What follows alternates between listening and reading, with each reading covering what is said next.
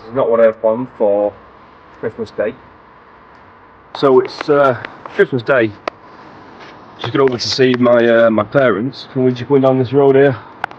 It's a 40-mile-an-hour road, and just over my left shoulder there, the hedges, a deer jumped that fence. They came bounding over. And believe it or not, this thing skidded. And I locked it up trying to avoid this deer. And I don't know what happened, but there was a big clunk, followed by ting ting ting smack, and then steam everywhere. There's no water in the radiator. We've busted the radiator. Let's see if we can get it home without destroying the engine. Welcome back. So, as you probably guessed, because I'm not crying, we managed to get the Landrover back in one piece without killing it. The bad news was that the radiator was beyond repair. So, we had to repair one off this thing. This radiator's been seen better days. Now this is the one off this 109. So you see damage all around here, especially there. There you go. So you can see it's got a hole in it here. So we use this stuff. Turtle it says on it. So you see there it says Turtle on it, but I can't read the rest of it. I don't read Chinese, so I mean it's got a German flag on it, but written in Chinese. Can you make sense of that? Because I can't. Yeah, so I call it Chinesium. I mean, there'll be somebody out there that gets upset with that, but what else are we going to call it? It's like a two-part epoxy. You squeeze it out like a syringe, out the two ports at the end here, and you mix it up. I'll insert a video now so you can see it.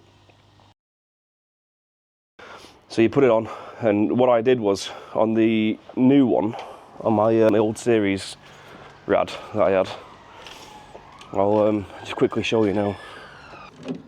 That is the repair stuff that I've put in there. And that's where we're up to with that. So I've ran it up to temperature and it worked fine. So what we're going to do, we're going to try and sort this, to find out what's gone on with it, see where it's moved, and see if we can repair it. I'm thinking it's going to be engine mounts or bushes. So we're going to check them first, see if there's anything else going on with them. It might even be gearbox bushes as well, but we'll get to that.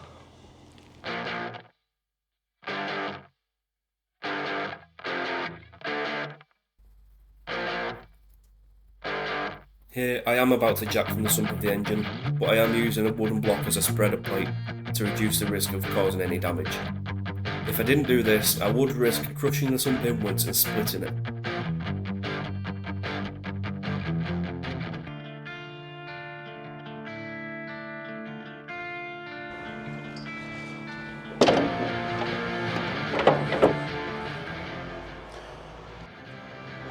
Just there, the bush looks like it's spread. The way it's comprised is you've got a top layer of metal with like a bolt welded onto it, which bolts the engine. After that you've got a rubber bush, another disc, as you can see in the middle there, that big rusty bit, and then after that another rubber, and then after that another metal disc with a bolt welded through that, which bolts to the chassis leg. I think we'll replace these. I think I have got a set of these. I bought them for the other Landrover, so let's just have a look. Yeah, that's them.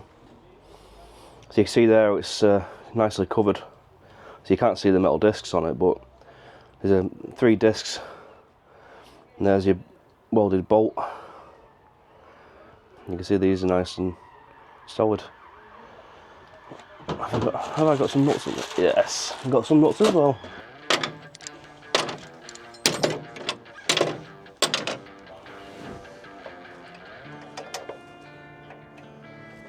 Nope. Nope. Yes, a size 17. If you're going to do this yourself. Go on, you bloody thing. It's bloody tight. It's tighter than Labour's budget. There she goes.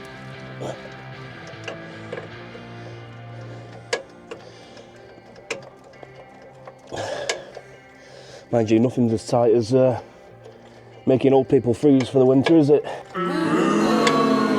Let's not get political here, we're all about Landrovers and travel here, so... Can't promise anything though. It's doing like 1/20,000th of a turn every little bit.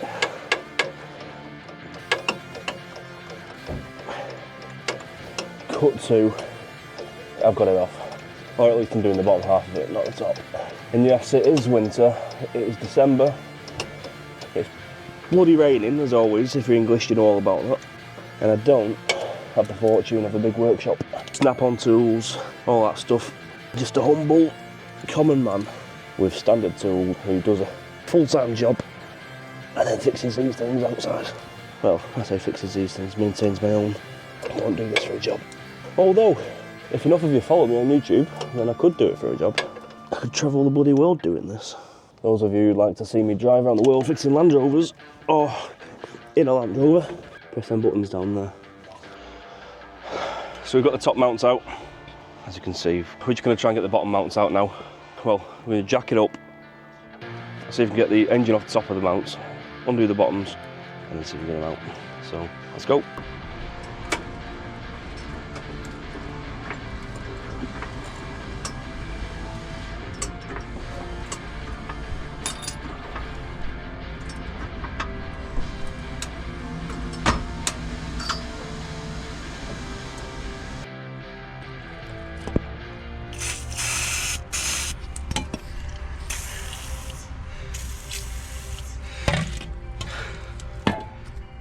So I'm going to try and get these guys out first. If I can't, I'll have to take the whole mount off with these two, which then all the entire mount will come off with the bracket. So let's see, fingers crossed. And the answer is no, I can't get that in there, so they're not even the right size. They're not 17s, let's go find out what they are. This is the thing about Land Rovers. So you might get some metrics, then you'll get Imperials, then you get your NF, and Christ knows what else they decided to put in it at the time. Oh Christ, Whitworth. These bolts I'm removing now are 15mm. They often require a spanner on both sides to remove them. However, this time round I got lucky.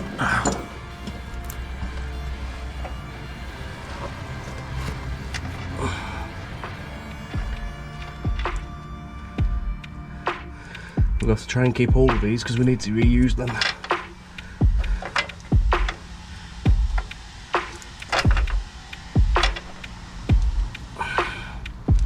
Best practice is to always stick them back together. And at least you can't be looking for, well, you won't be looking for pieces of it. Because you've got them.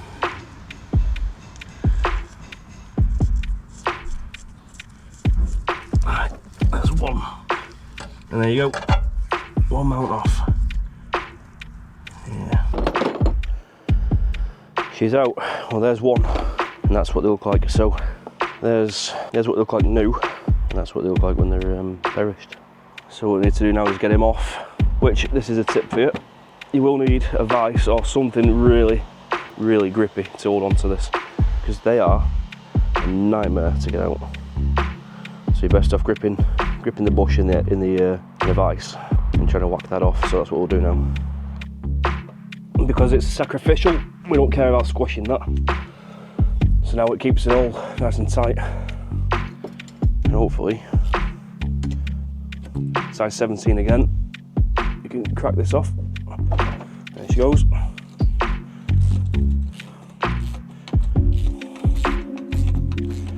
Nice and easy.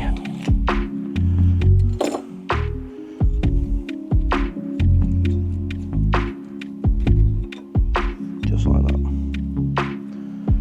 And then this is now completely gonzoed. There we go, new engine mount, him on top. Washer on, nuts on.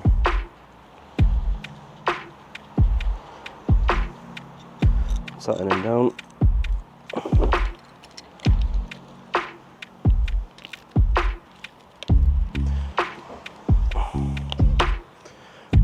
do, before I chuck him on, I'll go and put him back in the vise and get this to tight.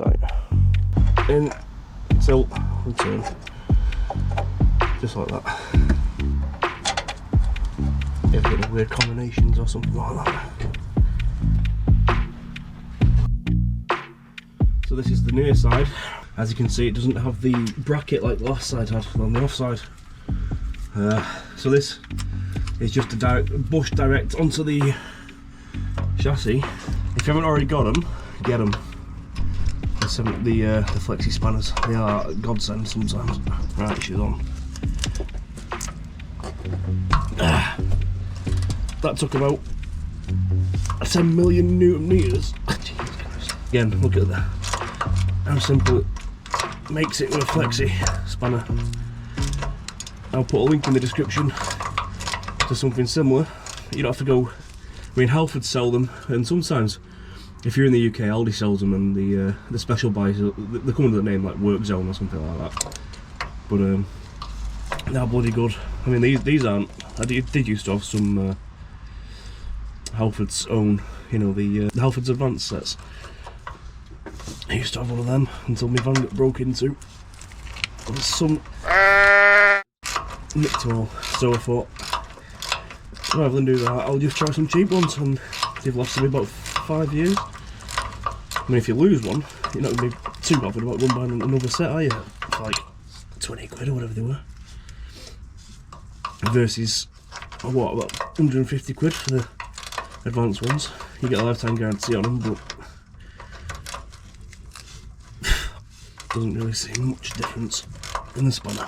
Sometimes these bolts come out, but if you just take them out, put a bit of Loctite on the thread, only a small amount, you know, at this end, and then screw it back in again. Don't put it on the bolt itself and then pass it through, because otherwise it'll lock all this mechanism up. So you put a little dab on that end, send your bolt back in again. But yeah, Loctite is God. If you don't want things to move, that is. Again, not sponsored by Loctite or Asda or Halfords, Aldi or Halfords. If they'd like to sponsor me, I'd take it. Yes, I would, because it's all free gear. Alright, this is the toughie, this, so we're probably going to have to jack it up a bit more than I wanted to, really. Let's see if I can get this out.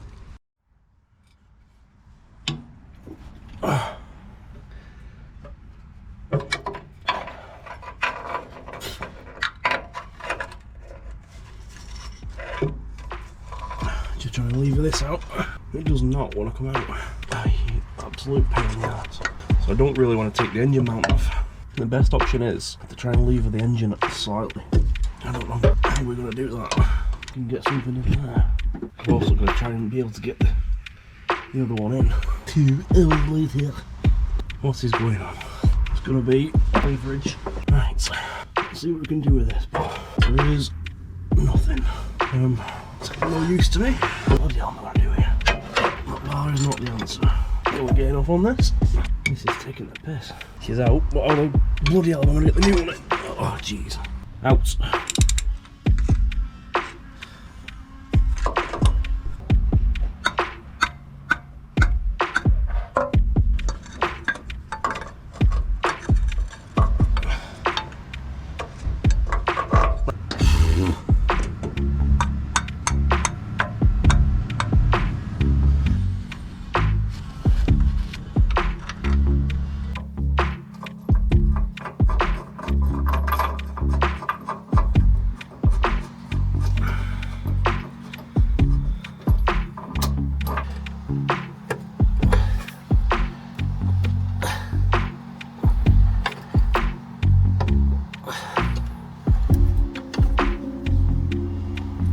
There she is.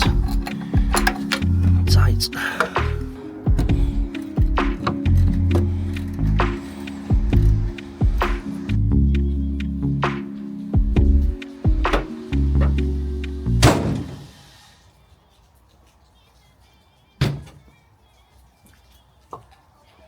So that's that done. You've just seen us put two engine mounts in, and we're all sorted. The engine's now nice and stable. no more issues. I'm not a mechanic, I'm an engineer by trade, electrical to be precise. I've been brought up on these my entire life, just playing around with them, so I'm not scared of doing it, and I hope I've inspired at least one person to take it up, you know, pick the tools up, give it a go. I mean, if you go wrong, you can always watch a YouTube video or reach out to somebody that's done it. I just want to say thanks to the guys who watched the last one, liked and subscribed, commented, it all helps. Thank you very much. I hope you all have a happy new year, and I'll catch you on the other side. Peace. This is the next thing you'll be seeing, where it came from and what it is, and where it's going to go. It's all coming soon. So thanks, see ya.